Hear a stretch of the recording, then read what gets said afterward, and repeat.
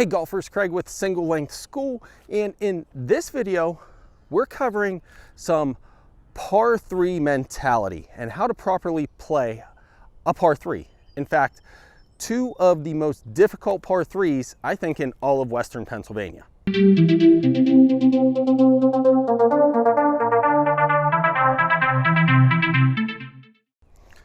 So if you're new to the channel, haven't yet done so, do me a favor, hit that subscribe button down below, hit the notifications bell right beside it, and don't forget, go give us a follow on social media. You can find us on Facebook, Instagram, and Twitter, and go check out the website singlelengthschool.com. So I've chosen the two toughest par 3s on my home course, and I actually think they're two of the tougher par 3s in all of Western Pennsylvania. And I want to talk to you guys a little bit about philosophy and mentality when you're attacking some par 3s, especially when they're difficult. So we're taking a look at number 4 and number 7 here at Murraysville Golf Club. Now, the golf club itself is short for all intents and purposes. From the tips, it's only about 6,000 yards. But the par 3s are some of the hardest par 3s in Western PA. And if you don't score well on them, you're not going to score well on the course, period. So let's take a look at number 4 here. Number 4 plays anywhere between 125 and 135 from the tips. Now the tips are up top here so we can actually see the green. The whites and the golds are down below, so it's a blind tee shot. But I call this Western PA's version of the postage stamp that you guys see on the British Open rotation. That green up there is only about 10 yards wide. So it's about 30 feet wide and it's about 35 feet deep. It's not very big.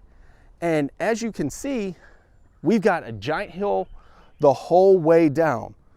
Anything to the right is gone. It's down into the woods. It's a lost ball. Anything to the left, too far to the left, is up in the yard and out of bounds. So we've really only got about 20 yards that we can put our ball into. And with this, understanding that slope, what we want to do is be left of the flag the entire time. And sometimes it's an even better shot to play it off the hill on the left and let it roll down onto the green. Now on hard days, that hill will actually kick it the whole way across the green and down into the weeds. So it's very, very important to hit a good, solid iron shot into this green to give yourself a chance to make par and get out of here safely. So with that being said, looks like today it's probably right in that 125 range. I'm going to hit a nice, smooth, easy gap wedge because I want to make sure that I get onto the green. Now, because for the most part, I've been naturally playing a draw, I'm okay and comfortable aiming at the flag and letting it come to the left. So that's what we're gonna do. And we're gonna see if we can get it on the green or at least leave it left without getting ourselves into trouble.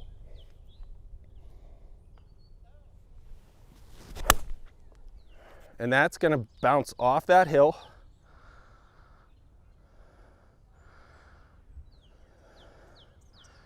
Okay, so it bounced off the hill, rolled in behind, and now I've got a little chip back to the front of the green, but we'll head up there and take a look. Okay. All right, so this is where I finished up. I actually hit up there in the middle of the green and it kicked down and rolled down around here. But like I said on the tee box, that's the play, to let it come down off the hill to the green as opposed to being right and in the woods. So now the pin's way down in front. Again, the green's only about 40 yards deep, or 40 feet deep, excuse me.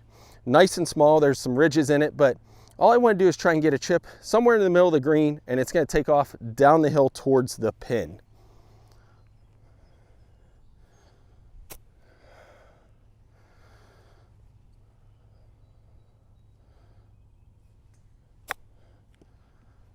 Go. Now it's hitting the ridge. Well, held up a little bit from the rain, but we're still putting for par. All right. So our chip didn't get as close as we want. The greens are a little wet, so it didn't get the roll, and normally this is a fast green, but I've got about 15 feet for par, as opposed to being in the woods, going for double bogey. At least this one, I know I can comfortably get down in 4, which on this hole is a very, very good score.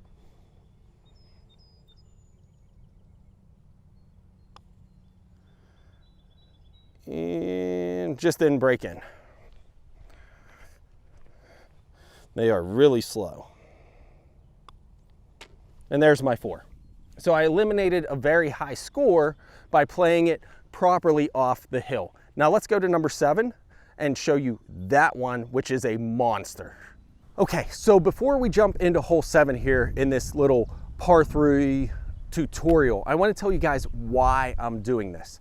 And I've talked about showing you guys the monster that is the 7th hole here at Murraysville a few times in the past, and you're actually going to see it here in just a moment. But I want you guys to understand how you can score and how to play a hole smarter.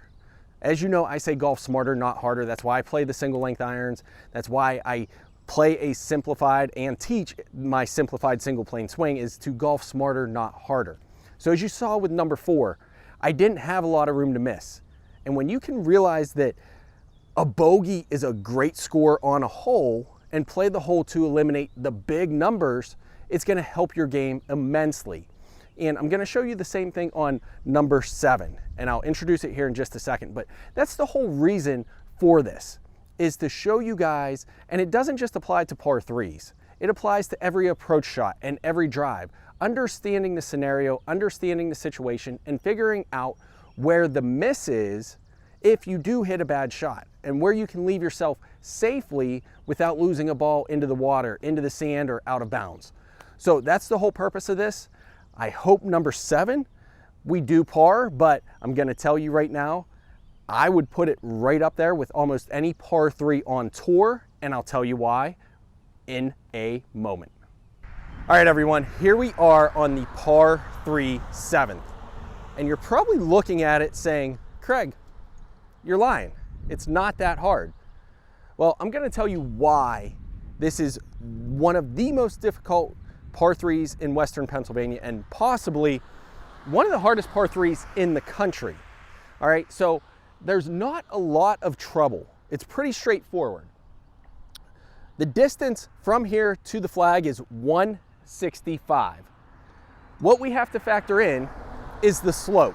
So going uphill, all of a sudden, now this hole, instead of playing 165 with the uphill, now has to play 180 at least. If the wind's in your face, it can easily play 195, 200 yards.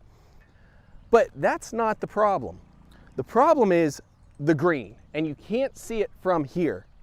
But the entire green, and it's somewhat of a larger green, it's probably about 35 yards wide, but deep, it's not overly deep. It's probably only about 10, 15 yards deep. However, the entire green slopes to the front. So if you hit anything behind the pin and you're trying to putt forward, you're probably going to putt it off the green. And you could very easily tap it from the back of the green, and on a dry day, that ball will roll off back into the fairway. So on this tee shot, it is vital to be short. Do I want to hit the green? Yes. Would it be nice to be close? Yes, but I'm of the understanding, and my philosophy is, with this green and understanding this green where everything rolls back off to the front, that I'd much rather be short. I don't care if I'm chipping from 20 yards out, I want to chip up the hill. Now, the one thing I do want to be cautious of is 5 yards onto the green, there's a huge false front. So not only does everything roll from back to front, but once you hit that ridge, it's gone. So I want to try and play something short of that ridge or short of the pin, keep it on the green, hopefully, and putt up the hill. If anything, leave it short and chip up the hill.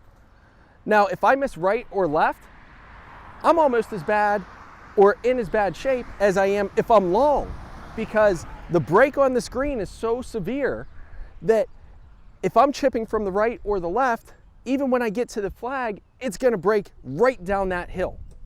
So it is so hard. And in our Wednesday night league, we might have 3 out of 58 guys actually hit and stick this green. And a par makes it feel like a birdie. And if you birdie, you might as well consider you just hit a hole in one. That's how hard this hole is. So again, on this par 3, a bogey is a great score. Walk away with a bogey, walk away smiling. But we're gonna play it. I got a little left to right wind. It's kind of at my back right now. I've got my 7-iron because that's my 180 club. I want to keep it in front of that pin. So if I hit a great shot, I should be in front of that pin. Even if I'm a little short of the green, the key is to keep it in front of that pin. Don't go long. And I'll show you when we get up there what I mean about how severe that green is from back to front. But let's hit this tee shot, see if we can get a nice shot up there.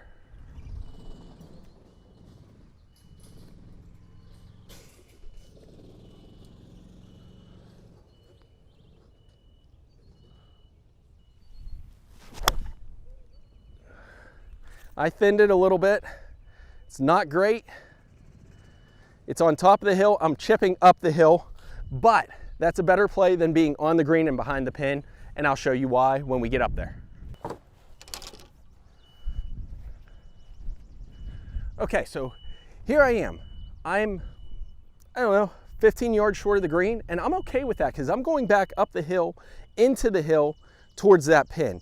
And it's hard to see on the angle you're on right now, but I'll show you in a moment how severe that slope is coming down. I'm gonna hit this chip shot, try and land it on the green, just on this side of the false front, let it release up towards the hole. That's the goal.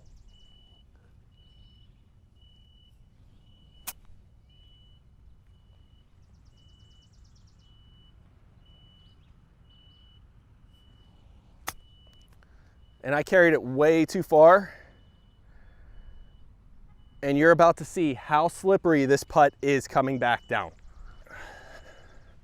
Okay, so I've got you guys at this angle, and you can probably see this false front right here, all right? Anything that gets over this ridge coming from the back of the green is gone. It's coming right down towards the camera, back into the fringe, and then you're trying to get it back on top of this, because even if you chip it and land it here, it's rolling right back off. If you can't get above this little false front here, you're gonna make a 6 or a 7 all day long. Now, in my case, I'm in trouble because I went long. So, with my putt, I need to stop my putt before this hole. So, I'm gonna try, there's a lot of break in this. It's gonna be a big left to right break, but even though I'm hitting a par putt, I'm okay with a bogey here, but I want it somewhere within 3 feet here to make it nice and easy. If I go long, I'm coming right back to the camera. So, with that in mind, as I said, this is a very, very slippery putt. There's a lot of left to right break, and I've got to aim it almost 3-4 feet outside the flag. That's where I've got to be to hopefully get it close. And this is just a little putt. I mean, I'm only gonna hit this thing as if it's a 5-foot putt because the hill's gonna take care of it. Look at how quick and slippery that is. And did I hit it right? I hit it perfect. Any harder and it's down the front. So now I can come up, tap in my bogey, and be a happy man and walk away feeling like I made a par, because that's how hard this hole is. But I want to show you the importance. This is why we're doing this.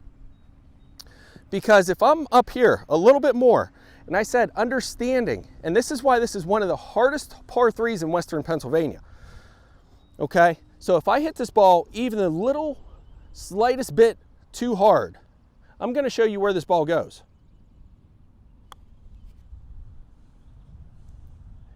That is coming right back to the camera, off the green, and in fact, it's almost rolled right under the tripod. So, understanding your par 3s is a very, very important thing. Understanding your approach shots is very, very important. That's why we did this. Yes, I made bogey on both of those par 3s, but they're good bogeys. Why? Because I took the big numbers out of play. I played the par 3 fourth off the hill, so I didn't lose a ball and double or triple bogey. I played this one short, so I'm not putting down this hill and double or triple bogeying. So guys, I hope that helps you understand the mental side of the game, how it can lower your scores, and how you can golf smarter, not harder. So again, thanks for watching. If you like this video, give me a big thumbs up. And don't forget, if you haven't done so, hit that subscribe button, hit that notification bell so you know when I release a new video.